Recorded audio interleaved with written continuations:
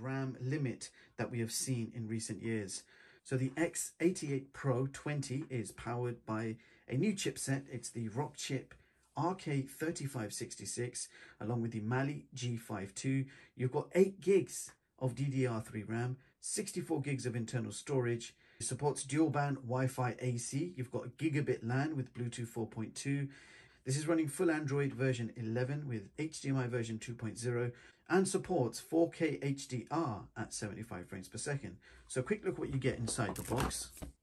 A user manual, a power supply and a universal travel adapter included, HDMI cable, a standard infrared remote control powered by 2 AAA batteries, and of course the TV box itself.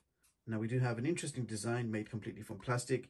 You've got the X88 PRO 20 logo on the top. We've got a digital display on the front, and I'll show you what that looks like on screen. On the side, nothing.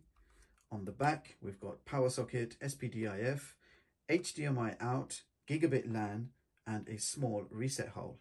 If we keep going, you've got USB 2, USB 3, and a micro SD card slot. And that will bring you back to the front. And this is what the bottom of the box looks like. So without any further ado, I am going to get this all hooked up to my TV and capture card, and we are going to find out exactly how good this box really is. I'll be right back. So first of all, I ran a boot up speed test, and this TV box took 22 seconds to fully load to the home screen from a cold start. And here is the home screen. So this is full Android version 11. You have a simple design with date and time in the top corner. You can press the menu button to change the background wallpaper, and you can see a whole bunch of fixed icons across the middle of the screen, which cannot be edited or changed. So they are fixed icons. But there is a customizable favorite section at the bottom. So hit the plus sign and select your favorite apps, and they will immediately appear.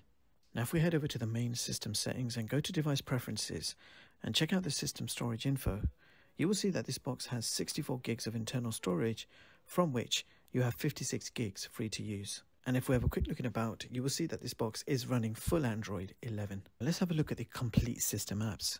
Here are all the apps available on this box as standard. I have not installed anything yet, and you have quite a few apps to get you started, including Chrome, Miracast, Netflix, YouTube, and of course the full official version of the Google Play Store. Now the first app we need to test is AirPin Pro, which is screen mirroring for iOS devices. And as you can see, it's quick and easy to connect and works absolutely fine with very minimal lag. So this box supports screen mirroring for only iOS. We do not have screen mirroring for Android, so there is no Miracast in this box. So now I'm going to play some 4K video samples from a USB drive, and I'll be doing this with the included movie player app. So let's begin with the high bitrate 4K Jellyfish demo.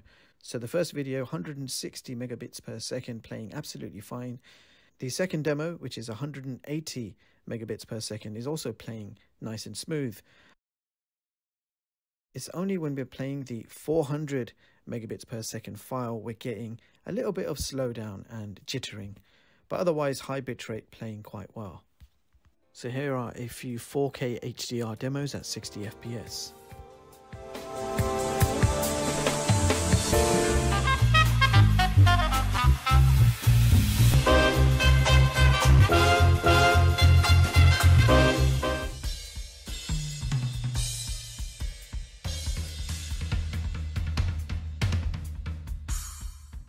So moving on to YouTube, and you can stream a maximum of 4K at 60 FPS.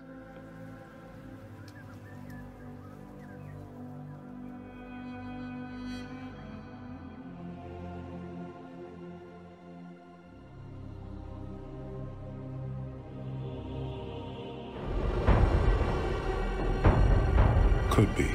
This is the first day of the rest of your life. But if you want it, 911, but I can connect you to fire. Just hold the line. What does she look like? She was tall, pink hair, in heels. Hey man, can you tell me how long it's gonna take?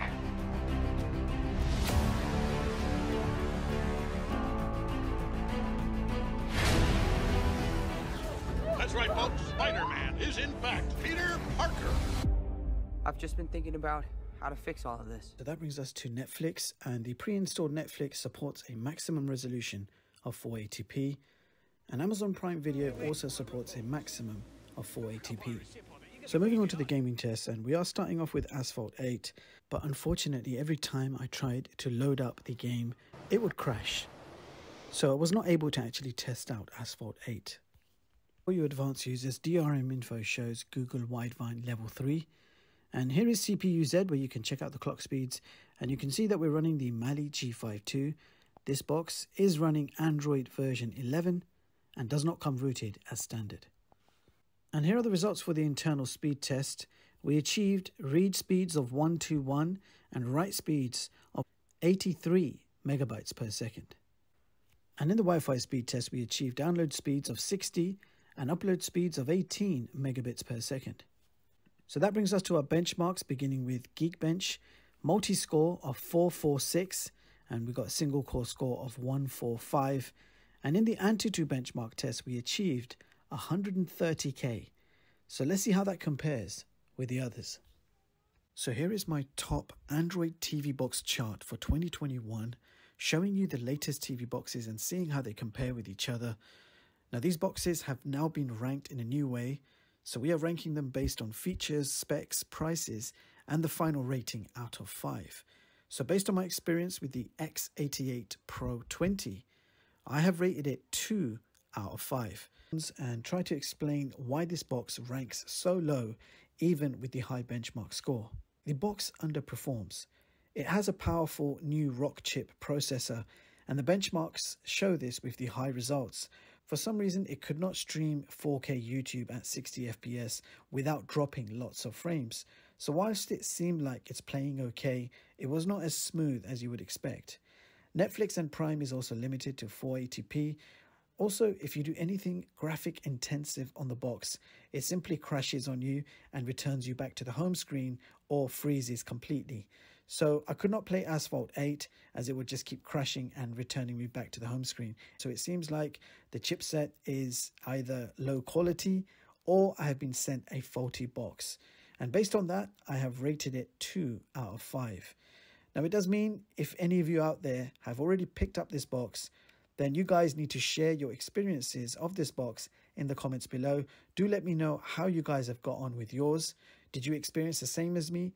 Or have I indeed received a faulty box? So no doubt the X88 PRO 20 on paper has lots of potential, but in my practical test, I was quite underwhelmed and therefore had to rank it quite low. Look forward to hearing your thoughts. Thank you so much for watching, and I'll catch you all in the next